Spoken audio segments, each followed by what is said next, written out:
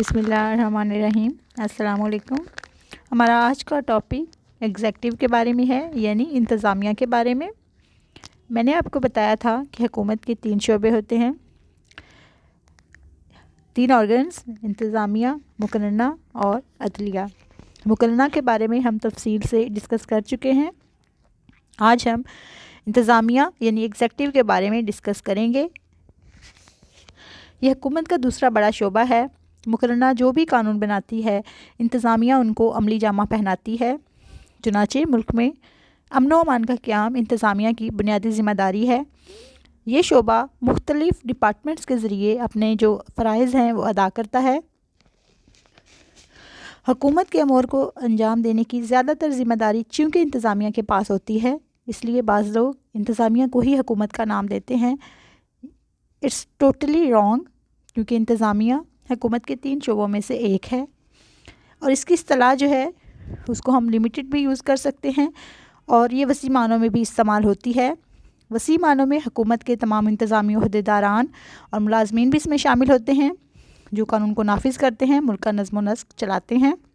اس طرح سے ایک چپراسی سے لے کر سربراہ مملکت تک انتظامیہ میں لوگ شامل ہوتے ہیں، اور محدود معنوں میں انتظامیہ سے مراد وہ اعلیٰ عہدیدار ہیں جو ملک کی انتظامی پالیسی تشکیل دیتے ہیں اور انتظامی امور کے نگران ہوتے ہیں۔ اب ہم آتے ہیں اس کے فرائض کی طرف۔ اس کے فرائض کیا ہیں؟ دور حاضر میں بھی جو جدید ریاست ہے، جو فلاحی ریاست ہے، اس کے فرائض میں اضافہ ہوا ہے، تو انتظامیہ کو امن و امان کے علاوہ بھی کئی فرائض ادا کرنے پڑتے ہیں۔ کسی بھی ملک میں انتظامیہ کے فرائض وہاں رائج طرز حکومت کے مطابق ہوتے ہیں۔ اب ان کے فرائض کیا ہیں، ان کو ہم دیکھتے ہیں۔ سب سے پہلے ہے داخلی امن و امان کا قیام۔ یہ انتظامیہ کا اولین اور بنیادی فرض ہے کہ شہریوں کے جان و مال اور عزت آبرو کی حفاظت کی جائے۔ ملک میں انتشار، افراتفری اور لاقانونیت کی صورت میں ملک کی سالمیت خطرے میں پڑ سکتی ہے۔ لہٰذا امن و امان کے قیام کے لیے انتظامیہ محکمہ داخلہ کا قیام عمل میں لاتی ہے، جس کے لیے پولیس فورس کا قیام عمل میں لایا جاتا ہے۔ پولیس قانون شکنی کرنے والوں کو گرفتار کر کے سزا کے لیے عدلیہ کے روبرو پیش کرتی ہے۔ اس طرح سے ہنگامی حالات میں انتظامیہ امن و امان کے لیے فوج بھی طلب کر سکتی ہے۔ اس کے بعد ریاست کا دفاع ہے کہ ظاہر ہے ملکی سرحدوں کا تحفظ ریاست کا ایک اہم فرض ہے۔ اس مقصد کے لیے بری، بحری اور فضائی افواج کی تنظیم کی جاتی ہے، انہیں جدید اسلحہ سے لیس کیا جاتا ہے۔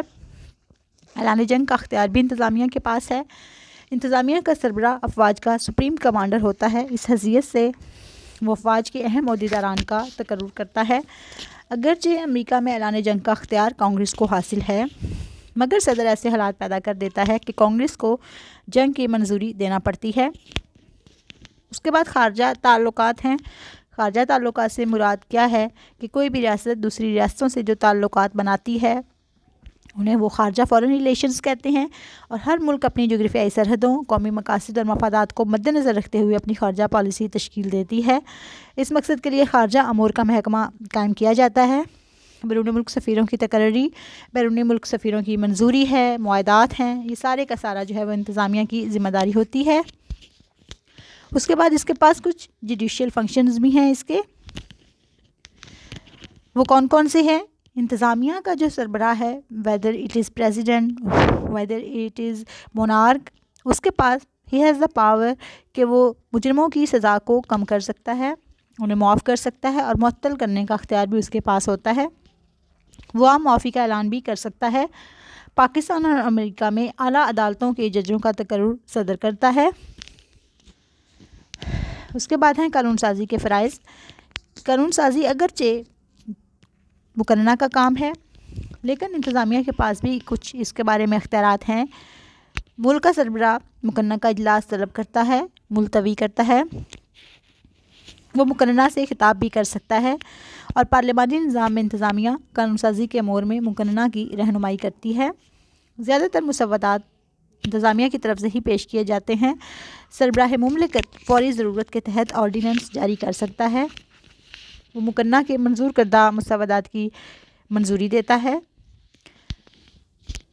اسی طرح پارلیمانی نظام میں وزیر اعظم ملک کے سربراہ کو اسمبلی توڑ کر نئے انتخابات کے لیے بھی کہہ سکتا ہے، آرڈیننس کی جہاں تک بات ہے تو آرڈیننس صدر کی طرف سے جاری کیا جاتا ہے جب پارلیمنٹ کا اجلاس نہ ہو رہا ہو تو، اور اس کی مدت جو ہے وہ 6 ماہ ہوتی ہے۔ 6 ماہ کے اندر اندر اگر پارلیمنٹ کا اجلاس ہو جائے اور پارلیمنٹ اسے منظور کر لے تو وہ قانون بن جاتا ہے، ورنہ وہ اپنی مدت گزارنے کے بعد ختم ہو جاتا ہے۔ اس کے بعد اس کے پاس کچھ مالیاتی فرائض ہیں کہ نظام حکومت چلانے کے لیے ظاہر سی بات ہے فائنانس کی ضرورت ہے، جو عوام سے ٹیکسوں کی صورت میں حاصل کیا جاتا ہے۔ ٹیکس لگانا اگرچہ انتظامیہ کا اختیار نہیں، مگر بجٹ تیار کرنا، اسے مقررہ کے روبرو پیش کرنا اور منظور شدہ بجٹ کے مطابق آمدنی اکٹھی کرنا اور اس آمدنی کو جو بھی مد ہیں ان میں خرچ کرنا انتظامیہ کے فرائض میں شامل ہوتا ہے۔ پارلیمانی نظام میں تو مقررہ میں اکثریت حاصل ہونے کی بنیاد پر انتظامیہ اپنی مرضی کا بجٹ بھی منظور کروا سکتی ہے۔ اس کے بعد عوامی فلاح و بہبود ہے۔ دور حاضر میں جو فلاحی ریاست کا تصور بڑا مقبول ہے کہ ریاست جو ہے وہ عوام کی جان و مال کی ضامن ہے، ریاست کا فرض ہے کہ عوام کو تعلیم، صحت اور ذرائع آمد کی سہولتیں فراہم کرے۔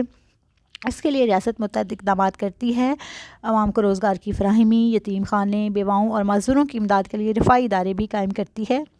اس کے بعد اس کے پاس تقرری کے اختیارات ہیں کہ انتظامیہ کو اہم عہدوں پر تقرری کے اختیارات بھی حاصل ہیں۔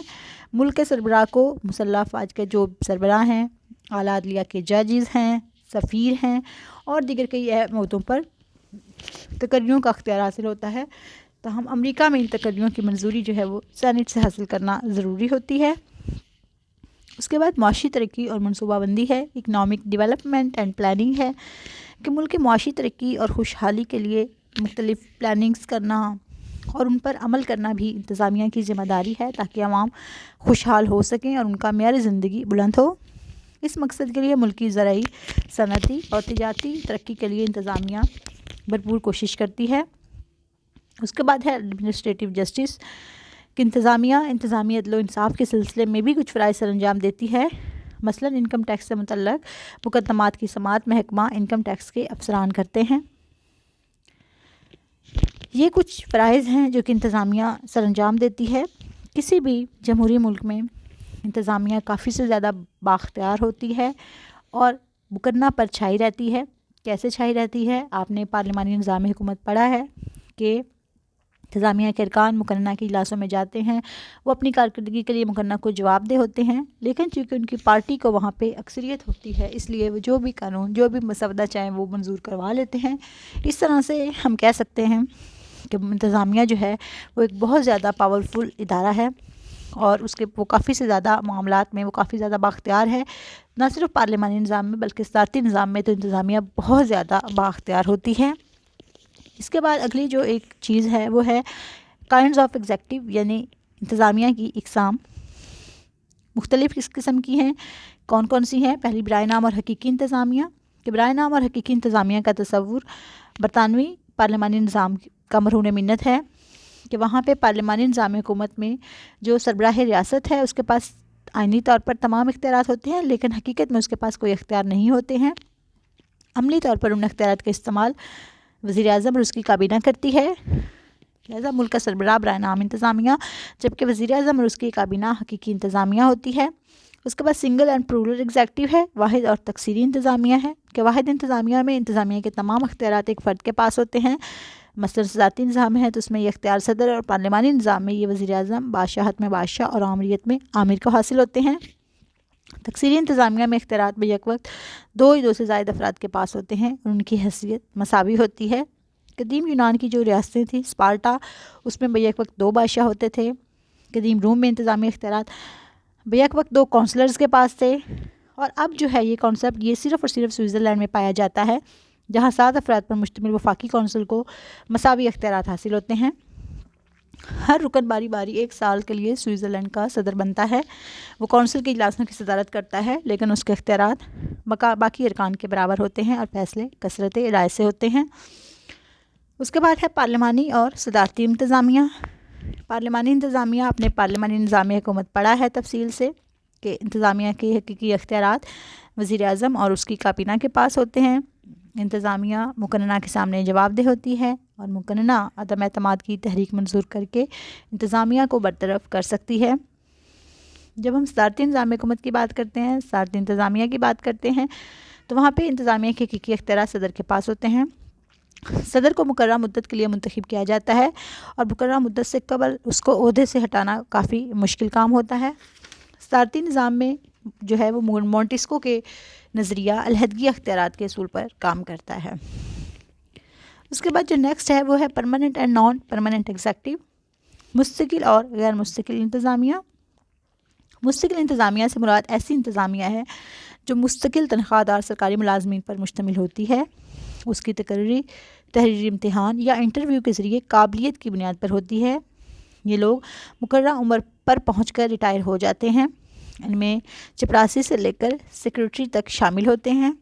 یہ سیاسی انتظامیہ ہے کہ احکامات پر عمل کرتی ہے اور اسے ہم غیر سیاسی سول سروس یا بیوروکریسی کا نام بھی دے سکتے ہیں۔ اس کے بعد جو غیر مستقل یا سیاسی انتظامیہ ہے اس سے مراد ملک میں آئین کے تحت عوامی حمایت سے جو جماعت برسر اقتدار آئی ہے، جس نے حکومت بنائی ہے، یہ وہ انتظامیہ ہے جس میں منسٹرز وغیرہ شامل ہوتے ہیں، وزیر اعظم وغیرہ شامل ہوتے ہیں۔ یہ انتظامیہ اصل میں پالیسیز کی تشکیل دیتی ہے اور اپنے سے جو نیچے ان کے محکمے ہوتے ہیں، جو ان کے آفیسرز وغیرہ ہوتے ہیں، ان سے ان پر عمل کرواتی ہے اور مستقل انتظامیہ کے تعاون سے ان کا نفاذ کرتی ہے۔ اور اس طرح سے جب ٹینیور ختم ہوتا ہے تو یہ انتظامیہ ختم ہوتی ہے، پھر اس کی جگہ نیکسٹ جو ہے حکومت جو بھی آتی ہے، تو اس طرح سے یہ غیر مستقل انتظامیہ جو ہے یہ چینج ہوتی رہتی ہے۔ لیکن مستقل انتظامیہ یعنی کہ بیوروکریسی کے ارکان ہیں یا اس سے نیچے جتنے بھی ڈپارٹمنٹس ہیں ان کے جو بھی ملازمین ہیں وہ سارے مستقل انتظامیہ شمار ہوتے ہیں اور ان سے توقع کی جاتی ہے کہ وہ غیر جانبداری سے کام لیں، وہ آنے والی ہر حکومت سے تعاون کرتے ہیں کیونکہ انہوں نے مستقلاً رہنا ہوتا ہے۔ چنانچہ جو بھی حکومت آتی ہے، وہ جو بھی پالیسی بناتی ہے، ان کا کام ہوتا ہے کہ وہ اس پالیسی کو امپلیمنٹ کریں اور اس طرح سے وہ غیر مستقل جو انتظامیہ ہے اس کی مدد کرتے ہیں اور ہر ممکن طریقے سے غیر جانبدار رہ کر اپنا فرض جو ہے وہ ادا کرتے ہیں۔ پیپر میں جب یہ کویشچن اگر آتا ہے تو زیادہ تر یہ کویشچن نوٹ کی شکل میں آتا ہے کہ انتظامیہ سے کیا مراد ہے، اس کی فرائض کیا ہیں یا اس کی اقسام کیا ہیں۔ اقسام جو ہیں وہ بہت زیادہ بہرحال نہیں پوچھی جاتی ہیں۔ مین کویشچن جو ہے وہ فنکشنز آف دا ایگزیکٹو یعنی انتظامیہ کے فرائض کے بارے میں ہے، تو اس کو آپ نے اسی طریقے سے تیار کرنا ہے۔ موسٹلی 10 مارکس کا کویشچن ہوتا ہے نوٹ کا، تو اس لیے آپ نے اس کو 10 مارکس کے حساب سے ہی پریپیئر کرنا ہے۔ اس کو آپ نے 20 منٹس میں لکھنے کی پریکٹس کرنی ہے کہ 20 منٹس میں یہ آپ سے لکھا جا سکے، تاکہ آپ پیپر میں اگر یہ کویشچن آتا ہے تو آپ اس کو اسی طریقے سے اٹیمپٹ کر سکیں۔ تھرڈ ایئر یہ آپ کا آج کا لیکچر تھا، اس کو آپ نے سننا ہے اور وہاں پہ نیچے آپ نے اپنا رول نمبر اور اس کے ساتھ اوکے کا میسیج کرنا ہے۔ یوٹیوب پہ جہاں آپ نے لیکچر سننا ہے وہیں پہ نیچے آپ نے کمنٹ میں لکھنا ہے۔ چینل کو سبسکرائب کریں تاکہ جس کے پاس یہ لیکچر نہیں ہے اس کو یہ لیکچر، باقی جتنے بھی لیکچر ہیں وہ مل سکیں، وہ وہاں سے سن لیں۔ کسی قسم کی کوئی ڈیفیکلٹی ہے تو آپ پوچھ سکتے ہیں، انشاءاللہ یکم تک یہ ایسے ہی چلے گا، اس کے بعد پھر لائیو سیشنز آپ کے ہوں گے۔ Thank you so much.